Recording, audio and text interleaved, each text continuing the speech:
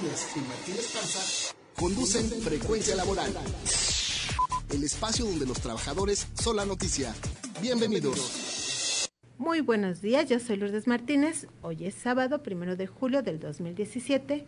Saludo a nuestro auditorio en el interior del país, en la Ciudad de México y a quienes nos contactan en el extranjero a través de nuestro portal www.frecuencialaboral.com. Hola Martín, ¿cómo estás? Buenos días. Hola Lulú, amigos del auditorio, buenos días. Enviamos un saludo a todos los trabajadores del país, en especial a los miembros activos y jubilados en resistencia del Sindicato Mexicano de Electricistas. Iniciamos con Frecuencia Laboral, el espacio donde los trabajadores son la noticia.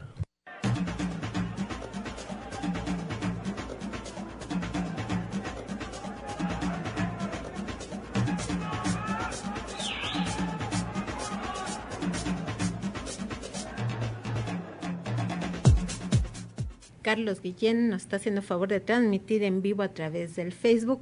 Muy buenos días a todos los que nos sintonicen por ese sistema de redes sociales. Y de lleno en la información, los accionistas y directivos del diario La Jornada pretenden eliminar todos los derechos conquistados por los periodistas, trabajadores, manuales y administrativos sindicalizados, por lo que ayer se declararon en huelga. En la editorial del periódico Hoy, la empresa afirma que con el contrato colectivo de trabajo que tienen es financieramente inviable. En entrevista con Frecuencia Laboral, el espacio donde los trabajadores son la noticia, el secretario del Exterior del Sindicato de Trabajadores de la Jornada, Humberto González, dijo que están dispuestos a ceder hasta el 45% de las prestaciones conquistadas por el Citrajor, pero la empresa quiere eliminar todo. Luis Humberto González, secretario del Exterior del Sindicato de la Jornada. Llevamos 5 meses defendiendo nuestro contrato colectivo de trabajo porque desde enero la empresa se declaró en crisis financiera y entonces, como para solucionar esta crisis financiera, nos pidió que cediéramos todo el contrato, el 100% del contrato colectivo de trabajo. Los trabajadores en la asamblea debatieron el caso y decidieron, en efecto, apoyar para solucionar esta crisis financiera. Ofrecíamos de nuestro contrato, de nuestras prestaciones, un 25%. Después subimos a un 35% y hasta el día de ayer ofrecíamos un 40% de nuestras prestaciones temporalmente a un año y después revisar, ¿no? Para que se recuperara la empresa, pero no, salió un laudo por parte de la Junta de Conciliación y nos pedía que cediéramos el 70%, que no lo aceptamos, nos amparamos empresa y sindicato y al final no llegamos a ningún acuerdo. Nosotros ya teníamos la notificación por parte de la Junta para estallar la huelga a las 5 de la tarde. Votamos 3 días, digo porque hay 3 turnos de trabajo. La mayoría de los trabajadores votaron por echar la huelga y por no ceder el 100% de nuestro contrato colectivo y a las 5 de la tarde estalló la huelga. El periódico La Jornada es un medio de comunicación emblemático en el país porque ha dado cobijo a grupos que han luchado por sus derechos, pero en este caso la empresa está muy patronal. La directora y todo su equipo no se quieren bajar los salarios, nada más quieren que sean los trabajadores, entre los que se cuentan los periodistas, quienes se sacrifiquen y ellos tienen salarios ostentosos. Esa es la crítica que ha estado haciendo el sindicato. Por nuestra parte, el equipo de Frecuencia Laboral externa su apoyo solidario a los compañeros periodistas que son trabajadores del diario La Jornada, así como los técnicos y manuales, en su lucha por impedir que eliminen su contrato colectivo de trabajo y sus derechos humanos laborales. También deseamos que haya voluntad por parte de la empresa para un arreglo negociado y que se evite dañar irreparablemente a un medio de comunicación que ha sido ejemplo para todos los periodistas del país, aunque realmente en las últimas fechas La Jornada ha dado un viraje hacia el oficialismo. Sus publicaciones son muy oficiales en su primera plana y esto pues se debe a que tienen financiamiento del erario público, ¿no? Entonces, como decía López Portillo, el que paga manda, y eso es muy lamentable para los medios en México.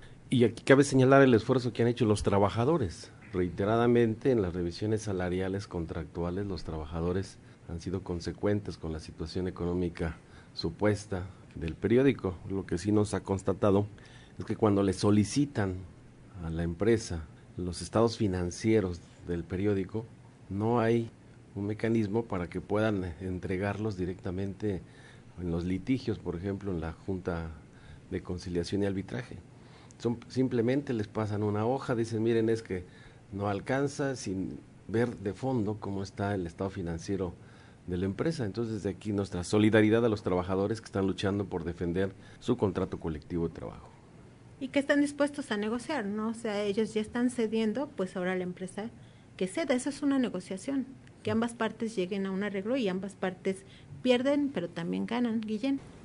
Ya en la revisión contractual que tuvieron hace 3 años, la empresa pidió al sindicato reducir sus prestaciones. El sindicato, en el afán de apoyar a una empresa, un diario tan importante como La Jornada, aceptaron hacerlo y durante un poco más de un año, me parece, estuvieron percibiendo alrededor de 30% menos de sus ingresos. El problema es que al terminar el año, este ahorro que tuvo el periódico no se reflejó en una mejoría y ni siquiera se informó a los trabajadores a qué se destinó ese ahorro. Y después de eso es cuando les plantean, bueno, ahora todas las prestaciones se recortan. Entonces esto es una muestra de que el sindicato ha estado dispuesto a negociar, dispuesto a apoyar a el periódico, y que por parte de la empresa pues todo han sido agresiones e imposiciones a los trabajadores. En aquella revisión sí fue pactado y ahora se actuó de una manera unilateral. Licenciado, una pregunta. ¿No se quisieron salir un grupo de trabajadores de confianza y otros también que están sindicalizados? ¿No se salieron de la empresa cuando se pusieron las banderas de huelga? En buen castellano esto se llama esquirolaje. Salió publicado el diario, en la editorial anuncian que va a seguir publicándose. Legalmente, ¿qué procede ahí? Bueno, es que había que ver primero si efectivamente la Junta ya declaró existente la huelga o no ha declarado alguna otra situación, porque eso es lo que primero tendríamos que ver. Segundo, si la huelga, independientemente como la califique o no la califique la Junta, los trabajadores la tienen sosteniendo y se quedan adentro trabajadores, a esos no se les debe permitir salir. Y en todo caso, si se emplea el uso de la fuerza por parte de estos, inmediatamente pedir el auxilio del Ministerio Público para que haya detención de estas personas y responsabilizarlos de cualquier daño o perjuicio que pudieran sufrir las instalaciones, los bienes materiales que obren dentro de las instalaciones, porque seguramente les van a después a responsabilizar a los trabajadores huelguistas de que hubo daños, que sustrajeron materiales, etcétera, etcétera, que es lo que sucede comúnmente. Entonces tendrían que llamar ya a un Ministerio Público. Así es. A un agente del Ministerio Público. Bueno, pues ahí está el consejo, ojalá nos estén escuchando para que puedan seguirlo. Y nos vamos al despertar del gallo. El despertar del gallo. Bien, la pregunta del despertar del gallo el día de hoy, ¿qué es la inspección del trabajo de acuerdo a la ley federal? Lo invitamos a que visite nuestro portal www.frecuencialaboral.com. Y por cierto, la Auditoría Superior de la Federación detectó que la Secretaría del Trabajo y Previsión Social desvió los recursos que le fueron asignados en el presupuesto de egresos de la Federación del 2016 para capacitar a 10 inspectores del trabajo. En el informe adelantó que entregó a la Cámara de Diputados el titular de la Auditoría Superior de la Federación, Manuel Portal, solicitó que aunque ese desvío fue autorizado por la Secretaría de Hacienda, no se ha avalado en la revisión del ejercicio presupuestal, por lo que los funcionarios que hicieron esa maniobra podrían ser sancionados. Estos informes adelantados es la primera vez que se presentan, fue una reforma que se hizo a la ley y es con el propósito de que no se tarde tanto la auditoría en entregar sus resultados, porque se tarda normalmente 2 años. Ahora ya están entregando a medio año de distancia un informe adelantado y lo que propone es que para el próximo año o los próximos presupuestos no se autorice este tipo de cosas, porque dice que de acuerdo al programa de inspección 2016 se estableció la estrategia número 5 relativa a profesionalizar la actividad de la inspección en el trabajo mediante la certificación del personal y se estimó una meta de 10 inspectores calificados para este año, pero eso no se cumplió. Así es que, bueno, la inspección en el trabajo es una de las cosas que aquí hemos estado viendo que no se realiza. Como no se realiza la inspección en el trabajo o no están capacitados los inspectores, no se conoce la situación de riesgo. Una es detectar los riesgos, detectar las anomalías, que no haya seguridad de higiene en el trabajo, pero también detectar condiciones de sobreexplotación, de semiesclavitud, que se da muy frecuentemente en los centros de trabajo. Y hoy ya en muchos de los casos ni siquiera centros de trabajo tienen. Hoy agarran las calles para poder colocar su camioneta, ahí los ves, están comiendo ahí sobre la propia acera, no traen ropa de seguridad de higiene, no traen condiciones mínimas que establece la propia Ley Federal del Trabajo. Y eso es ya una constante que lo ha permitido pues la misma Secretaría. Claro, porque no hay inspectores, licenciado. Pues no solamente no hay inspectores, sino aquí las situaciones, está bien que se aplique ese tipo de medidas, pero seguramente esto va a ser para funcionarios menores, nunca se aplica a los funcionarios que realmente son los que determinan el qué hacer con los recursos. Pero por otro lado hay una completa vinculación con los empresarios para no permitir las inspecciones, por eso los accidentes que suceden en guarderías, en el sector minero, en el sector eléctrico, en CFE, que es una empresa de clase mundial se dice, y donde tienen totalmente descuidado con personal que no está capacitado para hacer reparaciones o bueno, lo que hacen los trabajadores, y no hay inspectores. Y los inspectores, los pocos que hay, pues seguramente, no me consta porque no tengo los elementos para asegurarlo, pero seguramente algún beneficio reciben y no hacen las inspecciones como debe ser, porque también hay un descuido de los trabajadores en no exigir que haya inspección en su centro de trabajo. Y porque la ley ahora le otorga al trabajador el derecho de inspeccionar ellos mismos y denunciar. Entonces eso es un derecho que debemos ejercer. De hecho, nosotros estamos por publicar un libro que se llama Prohibido Olvidar, y hablamos de este tema de la seguridad de higiene en el trabajo, pero en relación a la semiesclavitud que hay en México, que es en realidad una esclavitud disfrazada y que no se reporta porque no hay inspección en el trabajo. La mayor parte de las unidades económicas, Martín, o de las microempresas, como bien dices, ya están en la calle, no están instaladas, están en la total informalidad, y es ahí donde se dan las peores aberraciones en el trabajo. Sí, efectivamente, incluso hemos detectado que para que les den los contratos de trabajo, tienes que primero ir a darte de alta tú como trabajador al IMSS, llegar ya con tu seguro social, pero pagado por ti. Y luego las empresas, muy común, que los contratos que te dan ni siquiera están formalizados mediante un convenio, las condiciones en las que se establecen prácticamente no las registran, a la hora de la paga tampoco en cuanto a que te den el anticipo de alguna obra, sino ejecutas la obra y contra estimaciones te van pagando, terminas financiándoles también hasta las obras a estas empresas. Claro. Y eso es común. ¿Y todo esto se puede denunciar? ¿Ante quién se debe denunciar? Bueno, pues primeramente en la propia Secretaría del Trabajo, en las juntas de conciliación o ante la Procuraduría de la Defensa del Trabajo.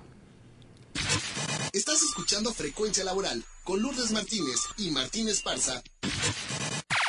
Seguimos. Queremos saludar a todos los colaboradores voluntarios. Andrea Luna, quien nos apoya en los teléfonos. Denise Carmen Moreno, quien también está apoyándonos contestando sus preguntas de Fast Track sobre derecho y justicia para los trabajadores. Andrea Luna también nos ayuda a transcribir la participación de Martín Esparza aquí en el estudio para publicarla.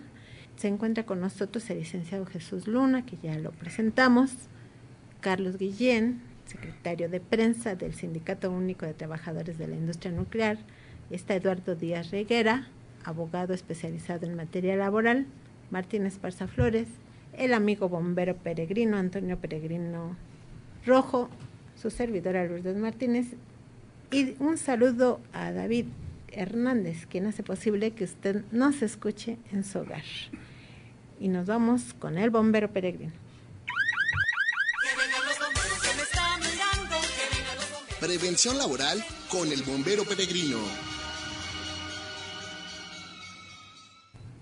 Hola, muy buenos días. Les habla su amigo el bombero peregrino. Hoy les platicaré del peligro de conducir un auto híbrido. En México, la compra de autos híbridos va en aumento por su gran eficacia, bajo consumo de combustible, no paga tenencia ni verificaciones y circulan todos los días. Un auto híbrido es la combinación de un motor de combustión interna y un motor eléctrico que trabajan al mismo tiempo. Este motor eléctrico trabaja con un voltaje muy elevado, hasta 600 voltios, de ahí su peligrosidad. En condiciones normales no pasa nada y son muy seguros, pero si usted va en un auto híbrido y en esta época de lluvias queda atrapado en una inundación y el agua comienza a entrar al motor, lo mejor sería que apague el vehículo y así el motor eléctrico no consumirá voltaje y evitará el riesgo de una descarga. Si el agua sigue subiendo, abandone el vehículo y diríjase a una zona alta. Para mayor información, comuníquese con el cuerpo de bomberos más cercano o llame al 068 o escríbame al siguiente correo electrónico antonioperegrinorojo@yahoo.com.mx. Informó para Frecuencia Laboral su amigo el bombero peregrino. Y tenemos llamadas del auditorio. Rafael Chávez nos llama, manda un saludo a todos los que estamos colaborando aquí en el programa. Aurelio Gutiérrez, trabajador en Resistencia, saludos a todos. Y también dice que un saludo donde se encuentre el compañero Popeye. Gustavo Hernández dice, las afores son un problema, no nos informan a nosotros los trabajadores de cuánto nos cobran por el manejo de la cuenta y en lugar de dejarnos ganancias nos quitan nuestro dinero. También nos llama Chucho Flores de Tlaxcala, comenta que el 15, 16 y 17 de julio se evaluarán a diputados de Tlaxcala. Dice por mal desempeño para convocar a la participación. Saludos a Eduardo Díaz y a todos los del programa. Sí, dice Ángel Cervantes que le pedían a Carmen Lira que suprimiera la educación bélica con sus secciones de la tauromaquia, pero ella insistió y ahora sale un nuevo periódico, El Heraldo, como triunfo de la derecha católica. Tenemos más información sobre el plantón, Martín. Sí, es importante mencionar que tenemos ya varios días de este plantón en Gobernación. 12 días. 12 días para exigirle al gobierno de Enrique Peña Nieto el cumplimiento de los acuerdos firmados con el Sindicato Mexicano de Electricistas. El plantón ha sido itinerante, hemos estado haciendo movilizaciones, hicimos una importante hacia Palacio Nacional para buscar una reunión con la Secretaría de Hacienda, porque es la que tiene que autorizar los recursos económicos para el pago del 50% a nuestros compañeros de renta vitalicia. Esta marcha al Palacio fue importante, generamos las condiciones, nos recibieron, ya hay una comunicación directa con la Secretaría de Hacienda. Uno de los temas que ahí planteamos era la falta de cumplimiento de estos acuerdos. Sin embargo, hicieron que llegara ahí el director del Sistema de Administración y Enajenación de Bienes, el SAE, Héctor Orozco, es el contador, porque no sabían la Secretaría de Hacienda de la falta de estos pagos que tuvieron que traer a este funcionario y reconoció que efectivamente no le habían notificado al secretario de Hacienda que faltaba esto. Al final hay un acuerdo de estar dando seguimiento, van a establecer el mecanismo, ya se admitió por parte del gobierno la falta de estos recursos para poder cumplir esa parte. Hicimos también una movilización a la Comisión Federal de Electricidad con la Asamblea Nacional de Usuarios de la Energía Eléctrica. Se entregó un primer listado de usuarios que tienen queja ante Profeco, porque el mecanismo es hacer una revisión, se identifica y cuantifica el monto de los adeudos para que eso se traslade a lo que hemos planteado como cartera vencida y el gobierno federal sea quien absorba estos adeudos de los usuarios. Que al final, la teoría de nosotros, o la propia que hemos estado sosteniendo, el conflicto lo generó el gobierno.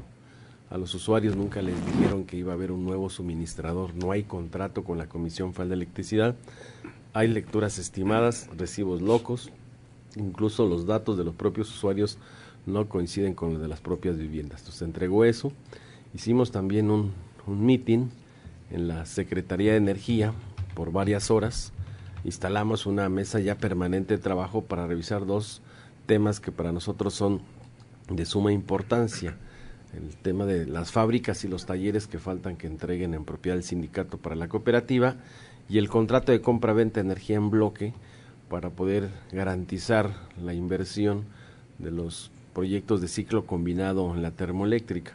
Eso está avanzando, ha habido 4 reuniones, ya se hizo un planteamiento por parte de la Secretaría de Energía sobre las fábricas y talleres. Revisamos el contrato que nos presentaron en la última vez que estuvimos, los lineamientos, y esperamos que en los próximos días podamos tener ya avances sustanciales sobre las acciones que estamos desarrollando. Bueno, entonces van a pasitos, pero van avanzando. Se ha acelerado por parte del gobierno para que podamos revisar de fondo estos temas. Entonces me parece que ha servido bastante bien el plantón, las acciones, las movilizaciones, los usuarios y muchas organizaciones se han solidarizado con el sindicato. Hace 8 días hubo un foro de solidaridad con el ESME y lo queremos señalar perfectamente que ha habido publicaciones por parte de varias organizaciones y vamos a mantener nuestra lucha hasta alcanzar nuestros objetivos. Sí, porque lamentablemente en este país, si los trabajadores no se movilizan, no pasa nada. O sea, no hay solución a sus demandas por la vía institucional, digamos, por la vía de la solicitud. Realmente no toman en cuenta a los trabajadores para solucionarles sus problemas, sino hasta que protestan, se manifiestan, hacen plantones, marchas, mítines y luego se quejan de que haya tanta protesta social en México. No, y además vemos también, hemos observado varias cosas en el desarrollo de la lucha del ESME. Esta misma semana estamos en una acción en contra del gobierno y salen publicaciones de organizaciones en contra del sindicato, en contra del Comité Central, incluso jubilados que nunca se han parado en los más de 8 años, que no han aportado un solo peso y que mandaron a sus hijos a liquidarse, hoy salen y piden cuentas, dice, del sindicato. O sea, es lamentable, ¿no?, que no se alcance a observar el proceso de lucha del sindicato por defender la organización sindical. Y se prestan a otros intereses, ¿no? Y se presentan a otros intereses porque ya vimos que hay intereses de partidos políticos, de organizaciones políticas, metidas en todo este proceso de articulación que se están dando en contra del sindicato. Antes no lo veíamos porque no teníamos nada, ¿no? Hoy que hay una cooperativa, hoy que estamos recuperando fábricas, talleres para la reinserción laboral, hoy que avanzamos en la generadora, que ya llevamos más de 1 año, que hoy ya tenemos una declaración fiscal de la empresa en el primer año y que va a haber utilidades para el sindicato y la cooperativa, hoy dicen, todos tenemos derecho, dicen. Pero ¿qué pasa si alguien nunca cooperó? Nunca se presentó a una asamblea. Tenemos nuestros estatutos internos que es muy claro. O sea, tenemos ahí cuáles son los derechos de cada uno, jubilados, trabajadores, y cuáles son sus obligaciones. Y hay un capítulo de sanciones, que muchísimos de estos que estamos identificando son los que han ido incluso a gobernación, a tocar la puerta para poder buscar condiciones para sus hijos o para sus grupos. Y así lo estamos detectando. Ya nos entregaron un listado incluso de muchas demandas que han presentado la Junta Federal de Conciliación, grupos de jubilados que se han hecho en asociaciones, incluso cuando el conflicto más álgido del movimiento, demandaban la disolución del sindicato y que se vendieran todos los bienes del sindicato y que se repartieran los recursos, cuando el patrimonio del sindicato es un patrimonio que nosotros recibimos, pero es un patrimonio de más de 100 años y ese patrimonio no se puede vender, no se puede enajenar, sino al contrario, va a seguir siendo para las futuras generaciones de los trabajadores. Y es muy claro también en el estatuto, en caso de un proceso de disolución de nuestra organización, y eso no lo van a poder ver nadie de los que hoy están golpeteando en la organización sindical. ¿Y eso cómo se toma, como traición o cómo se...? Sí, se sancionan también, hay actos que están haciendo de disolución, contrarios a los intereses de la organización, y es muy claro, y muchos tienen procedimientos ya establecidos en la Comisión Autónoma de Justicia, y la Comisión Autónoma tiene que actuar, tiene que plantear a la propia Asamblea para hacer los procedimientos si alguno de ellos tenga que ver con sanciones disciplinarias que lo prevé el estatuto. Estás escuchando Frecuencia Laboral con Lourdes Martínez y Martín Esparza. Seguimos.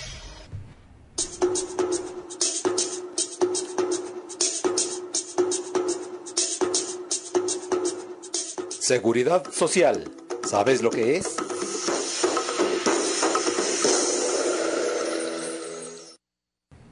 Licenciado Luna, muy buenos días. ¿Qué tal? Muy buenos días. Primeramente un saludo a todas y todos los compañeros que están luchando y que están en plantón desde hace 12 días, como se anunció. Y reitero que es un honor convivir con ellos y participar con ellos en todas las ocasiones que se pueda. Yo creo que esto es lo que dignifica la lucha del hombre por obtener mejores condiciones de vida y trabajo. Bueno, del hombre y de la mujer, por supuesto. Felicidades a los compañeros y estoy seguro que van a triunfar. Bueno, pues vamos a reiterar lo que es la seguridad social, porque creo que mucho se nos olvida y es necesario estarlo repitiendo cuando a veces sea necesario. Pues es simplemente reintegrar a todos los trabajadores, tanto pensionados como en activo, el derecho pleno a recibir una atención a su salud, el poder tener una pensión digna y suficiente, el tener acceso a una vivienda, el tener acceso a un trabajo estable y bien remunerado.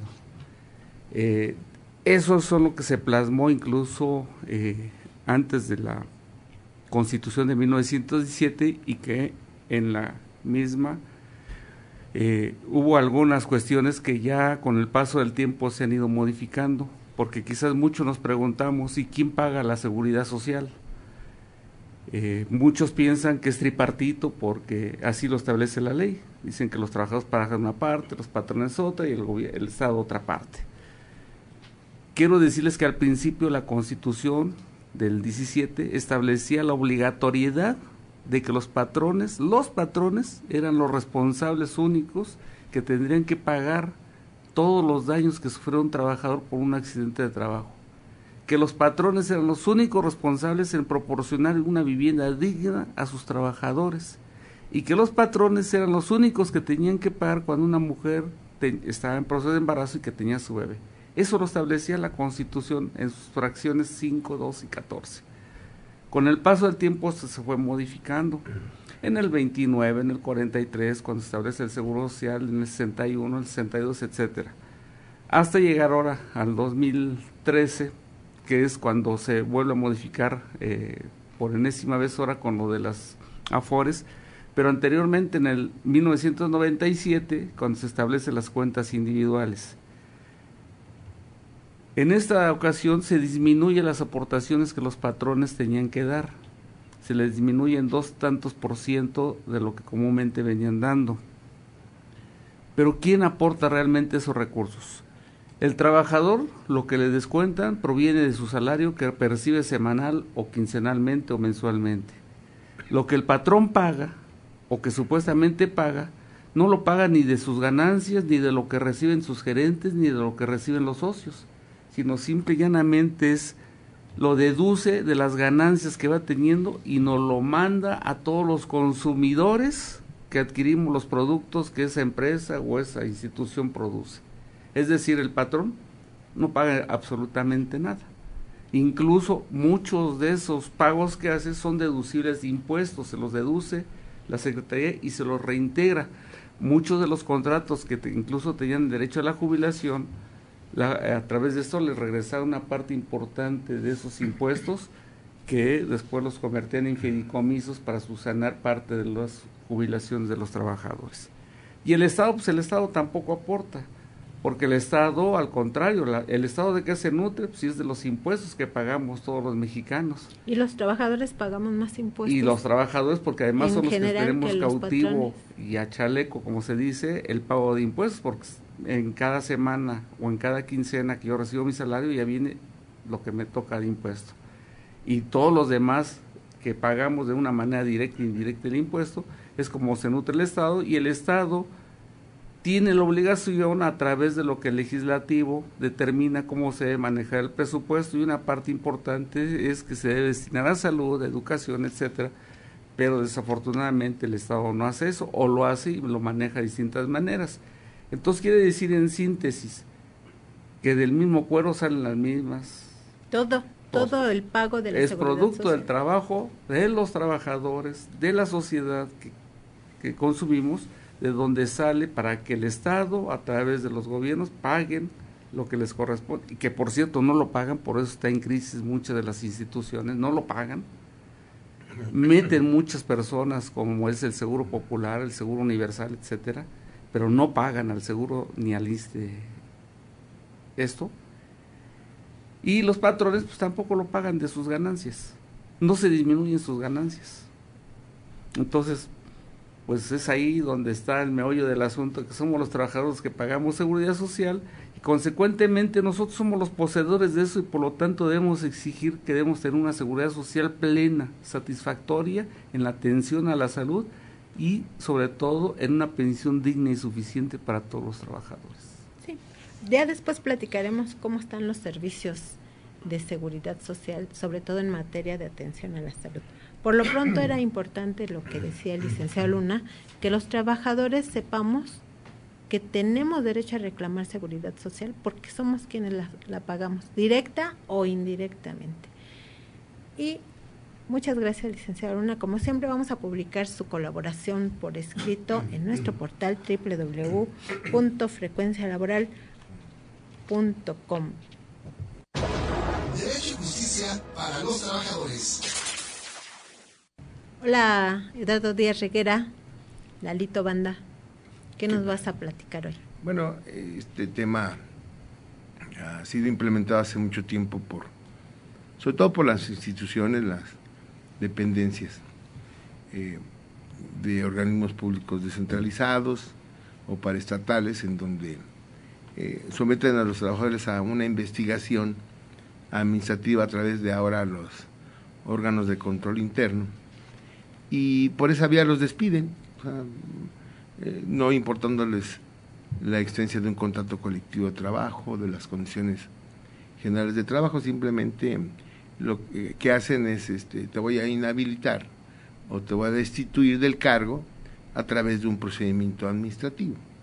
Este procedimiento administrativo, por cierto, pues, está muy amañado, porque las actas administrativas, siendo la garantía de audiencia de los trabajadores, se convierten en verdaderas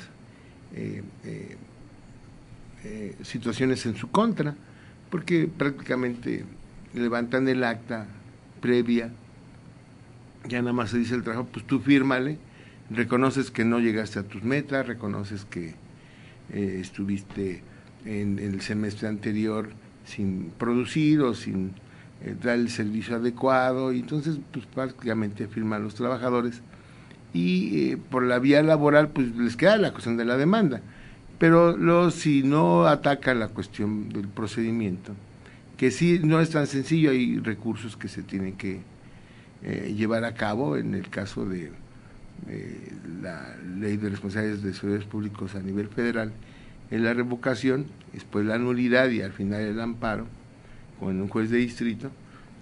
En los estados a veces le llaman revisión, y a muchos no tienen el recurso de nulidad, que es el que declararía o revocaría nulo o revocaría la determinación de las dependencias, y por esa vía han despedido a muchos trabajadores. El día jueves a una compañera la sometió a esa situación en un instituto de educación para adultos del estado de Coahuila, y la destituyen, y bueno, uno ve que es una cuestión eminentemente laboral, que no respetaban el contrato colectivo de trabajo que existe ahí. La compañía se estresó a tal grado que fue al sindicato para buscar la asesoría, y bueno, tuvo un accidente de tránsito, está en el hospital ahorita, afortunadamente está bien, ya le comentamos que es una cuestión laboral y que lo vamos a abordar como ese tema y que no se sienta destituida o inhabilitada. Hay un testimonio de un compañero petrolero que lo inhabilitaron 10 años y así le dijeron, ¿no? Entonces esto fue en el 2001, entonces ya cuando llega con el que le entrega la documentación, dice, yo no sabía qué decir, había comprado mi coche, comprado mi casa, tenía a mis hijos en la escuela, petrolero que tiene un nivel de salario interesante, entonces dice, se me acaba el mundo, entonces nada más se me ocurrió, cuando me dicen inhabilitado 10 años, entonces a partir del 1 de febrero del 2001, entonces me dicen, tienes que presentarte a partir del 1 de febrero del 2011, y entonces le dice él, ya en el cercano, dice, ¿y me puedo presentar en la mañana o en la tarde? O sea, porque no le queda otra, la verdad es que impacta eso, hay gente que se apanica y ya no hace nada. Yo recomiendo, lo escribí en el portal de Frecuencia Laboral, la manera en que se puede abordar el tema de la Contraloría Interna, de los despidos por esa vía, que hay muchos, y que también la cuestión laboral, y si lo pueden ver en la cuestión más colectiva a través de los sindicatos, es la mejor defensa. Bueno, ¿y qué teléfono tienes o correo electrónico por si te quieren consultar? Bueno, el correo electrónico así se llama lalitobanda@yahoo.com.mx y el teléfono de la oficina es 55 10 49 71 y ahí estamos de lunes a viernes cuando no salimos a provincia, porque también solemos salir a provincia a asesorar a mucha gente. Bueno, pues muchas gracias. También, como dice Lalo, su participación se va a publicar en nuestro portal www.frecuencialaboral.com, que renovamos todos los domingos por la tarde.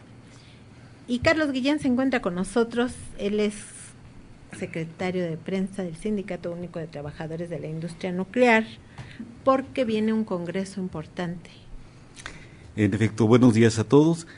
Y la Coordinadora Nacional de Sindicatos Universitarios de Educación Superior, Investigación y Cultura agrupa alrededor de 30 sindicatos en varias partes del país de educación, sindicatos como el de la Universidad Autónoma Metropolitana, la Universidad Autónoma Chapingo, la Universidad Autónoma de la Ciudad de México, de educación media superior, como el del Instituto de Educación Media Superior de la Ciudad de México, sindicatos de centros de investigación, como los compañeros del Instituto Mexicano de Tecnología del Agua, del Centro de Investigación y Estudios Avanzados del Politécnico, el Instituto Nacional de Investigaciones Forestales, Agrícolas y Pecuarias, el SUTIN, entre otros, y de instituciones de cultura, como varios sindicatos de trabajadores tanto del INA como del Instituto Nacional de Antropología e Historia como del Instituto Nacional de Bellas Artes.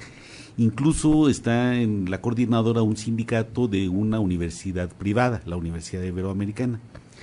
Y pues este jueves, viernes y sábado vamos a realizar el 5º Congreso Nacional Ordinario de la Coordinadora. Es el Congreso la máxima autoridad de la Coordinadora y nos vamos a reunir para definir las políticas a desarrollar en el futuro próximo. En esta ocasión estamos planteando como un tema de fundamental importancia el discutir acerca de temas que tienen que ver con la materia de trabajo. Para esto realizamos algunas reuniones preparatorias previamente en los temas de cultura, de investigación y de educación, que son temas desde nuestro punto de vista sumamente importantes y vamos a abordar en el Congreso. También vamos a discutir sobre una serie de aspectos laborales que tienen que ver con el salario, las prestaciones, la seguridad social, la contratación, permanencia y promoción de los trabajadores. Vamos a iniciar con una sesión el jueves analizando la situación general, la situación política, económica, social, tanto a nivel nacional como a nivel internacional, particularmente en aquello que afecta a los trabajadores del conocimiento. Y el Congreso lo vamos a realizar, decíamos, el 6, 7 y 8 en las instalaciones del Museo Nacional de las Culturas, ahí en pleno centro, un lugar muy fácil de acceder. Invitamos a todos los trabajadores del conocimiento, pero también a todas las organizaciones del movimiento democrático a acompañarnos en esta importante reunión en la cual los trabajadores del conocimiento vamos a compartir experiencias, a compartir luchas y a definir cómo vamos a continuar la lucha en el futuro, no nada más en defensa de los derechos inmediatos de los trabajadores, sino en defensa de instituciones como las nuestras, que creemos son fundamentales para este país, y en defensa del futuro de los trabajadores. Estás escuchando Frecuencia Laboral con Lourdes Martínez y Martín Esparza. Seguimos. Nos estabas platicando este congreso que tienen, y yo quería comentarles que en el informe adelantado que entregó ayer la Auditoría Superior de la Federación, le está proponiendo a la Cámara de Diputados que no le baje recursos a la educación media y a la educación superior, como ha venido ocurriendo cada año. ¿Cómo está esto de los recursos, Carlos Guillén? Bueno, normalmente cada año hacen las mismas declaraciones de que no se van a reducir los presupuestos. Sin embargo, tendríamos que señalar que no es, bueno, por un lado sí se reducen, pero eso no es lo más grave, sino el problema es que ya están extremadamente bajos los presupuestos. Y esto incluso contraviniendo acuerdos del mismo Congreso. Ya desde hace más de 10 años, el Congreso de la Unión aprobó que el 8% del Producto Interno Bruto se destinaría a la educación, y de ahí el 1% se dedicaría a ciencia y tecnología. Esto se acordó en 2004, en 2006 se cumpliría según el acuerdo original, y 13 años después sigue sin cumplirse. Entonces, el problema no es nada más que en este momento bajen, que lo han estado haciendo, sino el problema es que ya desde hace bastante tiempo hay un presupuesto sumamente reducido. ¿Cómo se expresa esto?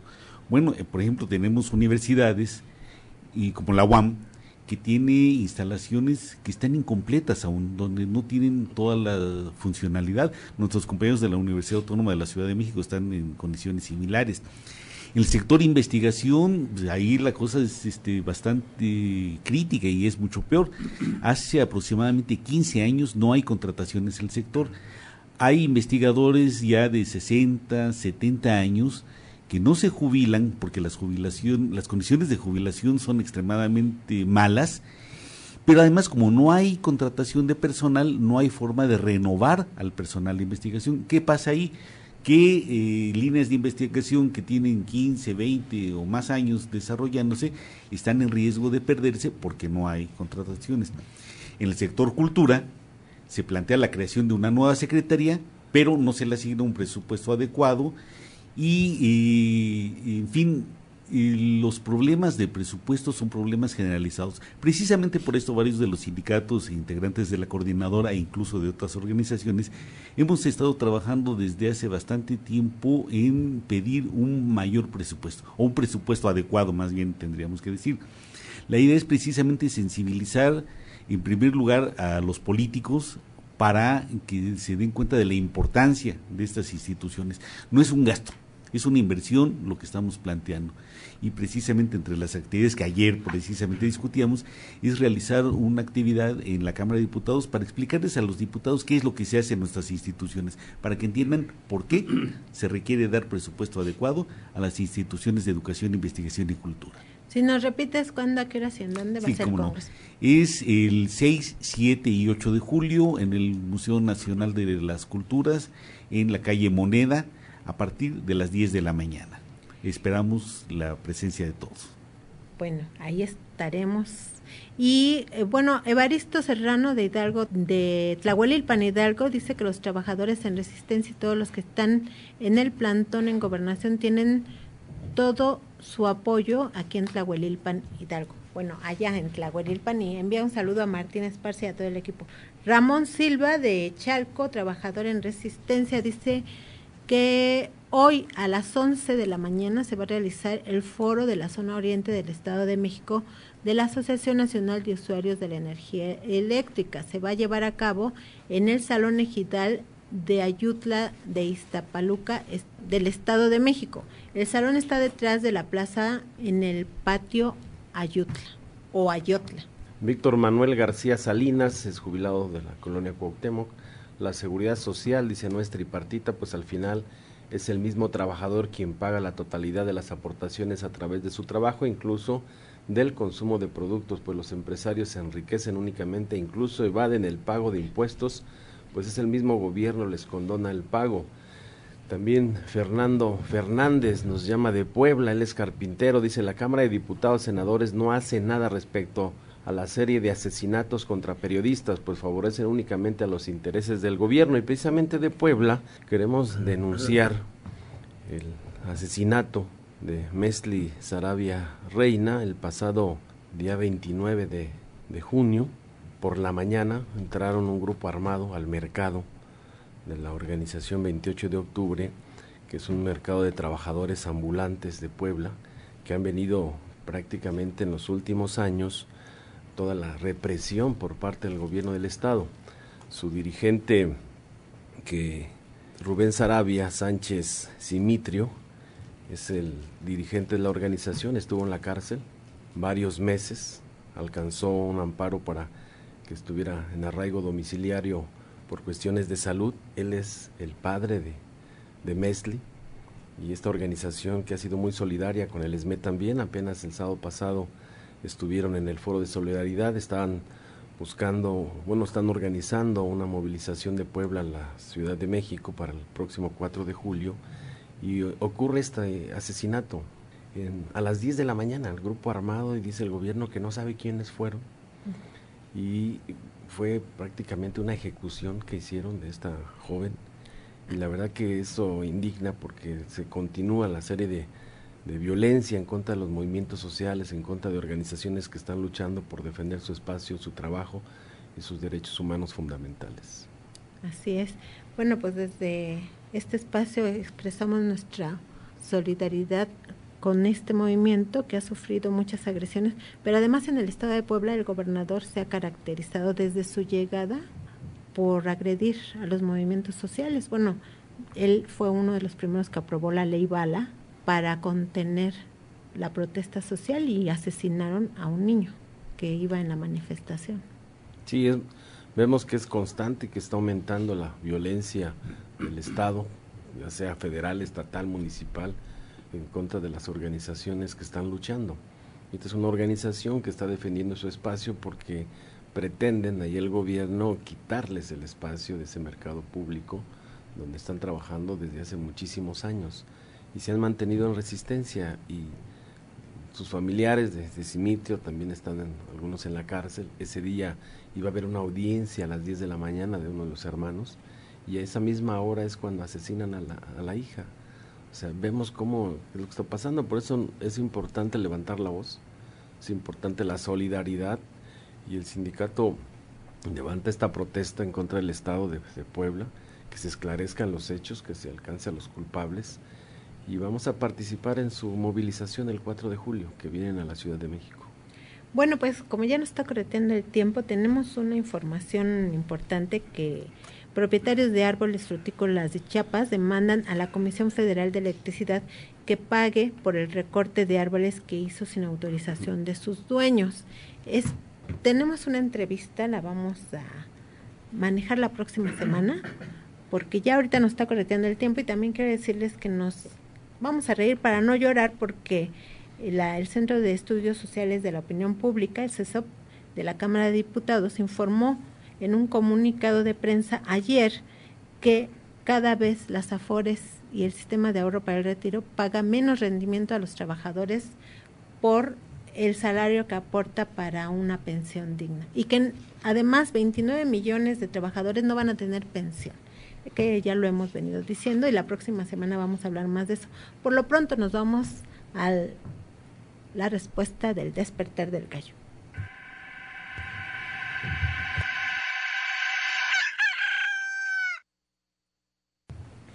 Bien, la pregunta fue: ¿qué es la inspección del trabajo de acuerdo a la ley federal? Artículo 540, la inspección del trabajo tiene las funciones siguientes: 1. Vigilar el cumplimiento de las normas de trabajo. 2. Facilitar la información técnica y asesorar a los trabajadores y a los patrones sobre la manera más efectiva de cumplir las normas de trabajo. 3. Poner en conocimiento de la autoridad de las deficiencias y las violaciones a las normas de trabajo que observen las empresas y establecimientos. 4. Realizar los estudios y acopiar los datos que le soliciten las autoridades y los que juzgue convenientes para procurar la armonía de las relaciones entre trabajadores y patrones. Y 5, las demás que le confieran las leyes. Y artículo 541, los inspectores del trabajo tienen la obligación, entre otras, de visitar las empresas y establecimientos durante las horas de trabajo, diurno o nocturno, previa identificación. 3, interrogar solos o ante testigos a los trabajadores y patrones sobre cualquier asunto relacionado con la aplicación de las normas de trabajo. 4, exigir la presentación de libros, registros o otros documentos que obliguen las normas de trabajo. 5, sugerir se corrijan las violaciones a las condiciones de trabajo. 6, sugerir se eliminen los defectos comprobados en las instalaciones y métodos de trabajo cuando constituyan una violación a las normas de trabajo o un peligro para la seguridad o salud de los trabajadores, y la adopción de las medidas de aplicación inmediata en caso de peligro inminente. Y por primera vez transmitimos en vivo a través del Facebook del muro de Carlos Guillén y nos llegaron mensajes. Sí, en efecto, pues agradecemos a los compañeros que en esta ocasión nos siguieron desde Facebook y tenemos algunos saludos. María Mónica Ramírez está viendo, la compañera Mónica Jiménez está viendo, el maestro Edmundo Pérez Godínez nos dice que desde la Secretaría de Hacienda se decide prácticamente la distribución de presupuesto, dejando poco margen en la Cámara de Diputados, por lo que se debe trabajar en estos dos frentes. Varios compañeros más han estado viendo, han enviado saludos, pues es una nueva experiencia que tenemos desde Frecuencia Laboral, ahora también con imagen. Bueno, pues ahí estamos. Nos vamos, hasta la próxima. Frecuencia Laboral. Escúchanos el próximo sábado de 7 a 8 de la mañana por el 760 de AM.